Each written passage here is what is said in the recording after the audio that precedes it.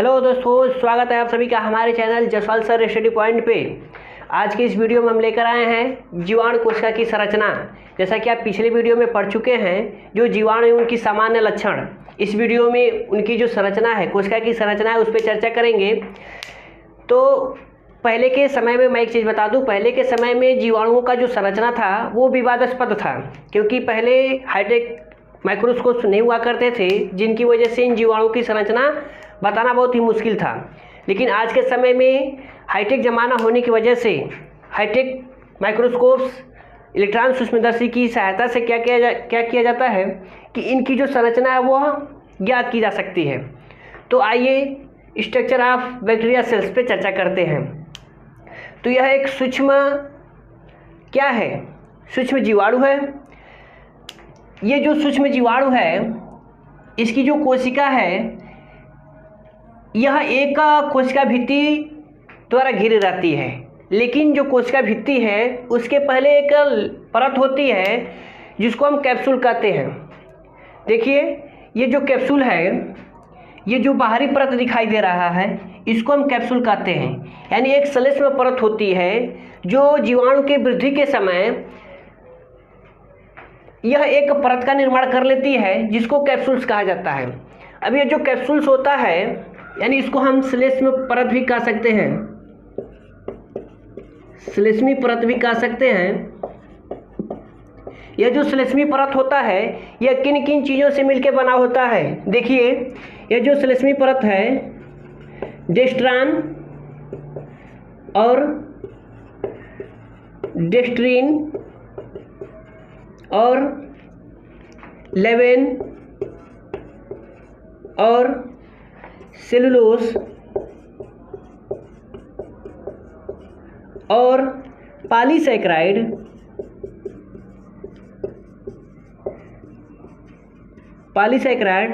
के मिलने से बनता है। अब इसका कार्य बता दें कि जो कैप्सूल्स है, यानी जो श्लेष्मी परत होती है, या श्लेष्मी परत का कार्य क्या है? श्लेष्मी परत प्रतिकूल परिस्थितियों में जीवाणुओं की सुरक्षा प्रदान करती है, और साथ ही साथ इसमें जो इसके उत्सर्जित पदार्थ हैं वो संग्रहित होते हैं और जंतुओं के शरीर में रोग उत्पन्न करने का कारण भी बनते हैं। क्यों? क्योंकि जंतुओं में जो WBC जो होता है, श्वेत रुधिर कणिकाएं होती हैं, वे इन कैप्सूल्स को नष्ट नहीं कर पाती हैं, जिनकी वजह से ये जीवाणु वहाँ पे ग्रो करते हैं और रोग उत्पन्न करते हैं। अब इसके बाद नंबर आता है कोशिका भित्ति की, जो सेल वॉल है। यानी जीवाणुओं की दूसरे नंबर पे बात करें तो सेल वॉल आता है, कोशिका भित्ति।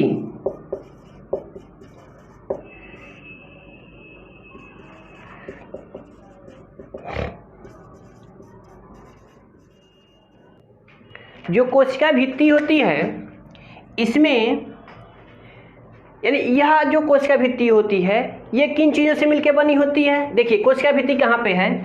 ये सबसे बाहरी परत, और ये जो स्पेस दिखाई दे रहा है, यह कोशिका भित्ति होती है। कोशिका भित्ति किन किन चीज़ों से मिलकर बनी होती है? कोशिका भित्ति जो होती है पॉलीसैकेराइड, लिपिड और प्रोटीन की बनी होती है। किन किन चीज़ों की? पॉलीसैकेराइड, लिपिड और प्रोटीन की बनी होती है। और इसमें और पदार्थ भी पाए जाते हैं। एक जो है म्यूकोपेप्टाइड, यानी ये जो कोशिका भित्ति है, इसमें म्यूकोपेप्टाइड और पेप्टिडोग्लाइकन पदार्थ पाया जाता है। इसी कोशिका भित्ति में म्यूकोपेप्टाइड और पेप्टिडोग्लाइकन पदार्थ पाया जाता है, जिसमें एसिटिल यानी जो पदार्थ होता है उसी में एसिटिल ग्लूकोसामिन और एसिटिल म्यूमेरिक अम्ल पाया जाता है, जो एक अणु दूसरे अणु के साथ जुड़े रहते हैं। और साथ ही साथ इस कोशिका भित्ति में एलानिन, डी एलानिन और डी ग्लूटामिक अम्ल और यानी ग्लूटामिक अम्ल और साथ ही साथ डाईएमिनो पिमेलिक अम्ल यानी DAP, ये कोशिका भित्ति में पाई जाती है।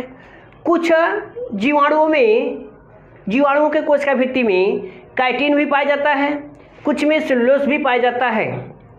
तो कोशिका भित्ति में क्या क्या पाया जाता है? कोशिका भित्ति में यानी जो कोशिका भित्ति होती है यह पॉलीसैकेराइड, लिपिड और प्रोटीन की बनी होती है, जिसमें क्या पाया जाता है? म्यूकोपेप्टाइड या पेप्टिडोग्लाइकन पदार्थ पाया जाता है, जिसमें एसिटिल ग्लूकोसामिन और एसिटिल म्यूमेरिक अम्ल के जो अणु होते हैं एक दूसरे के साथ जुड़े रहते हैं। और साथ ही साथ इस कोशिका भित्ति में क्या पाया जाता है? L-एलानिन, D-एलानिन, D-ग्लूटेमिक अम्ल और डाईएमिनोपिमेलिक अम्ल यानी DAP इनमें पाया जाता है। अब इसके बाद नंबर आता है प्लाज्मा मेम्ब्रेन की। देखिए, प्लाज्मा मेम्ब्रेन यह फास्फोलिपिड और प्रोटीन की बनी होती है।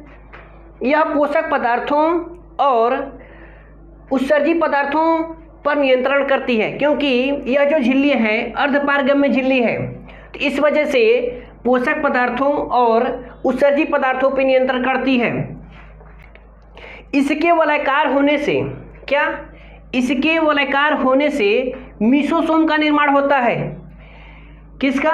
मीसोसोम का निर्माण होता है, जिसे जो श्वसन में सहायक होता है। अब इसके बाद नंबर है मीसोसोम का, यानी मीसोसोम जो है ये मीसोसोम बनता है जो श्वसन में सहायक होता है। मीसोसोम में श्वसन एंजाइम उपस्थित होने के कारण इसको यूकैरियोटिक कोशिका के माइटोकॉन्ड्रिया से मिलान किया जा सकता है या माइटोकॉन्ड्रिया समझा जा सकता है, क्योंकि इसमें जो श्वसन एंजाइम्स होते हैं वो क्या करते हैं? श्वसन की क्रिया में भाग लेते हैं। अब इसके बाद नंबर आता है जीव द्रव्य का यानी साइटोप्लाज्म का। नंबर आता है केंद्रकाव का।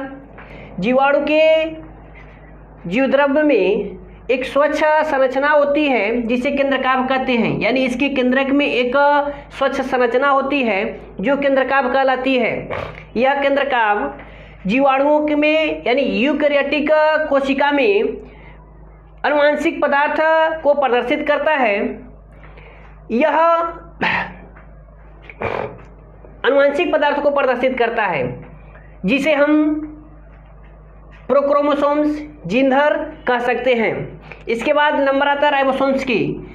जो राइबोसोम्स होते हैं यानी प्रोकैरियोटिक कोशिका में यानी जीवाणुओं की कोशिका में जो राइबोसोम्स होते हैं वो 70 प्रकार के होते हैं। कितने? 70 प्रकार के राइबोसोम्स इन जीवाणुओं में पाए जाते हैं। तो ये रही पूरी एक जीवाणु कोशिका की संरचना।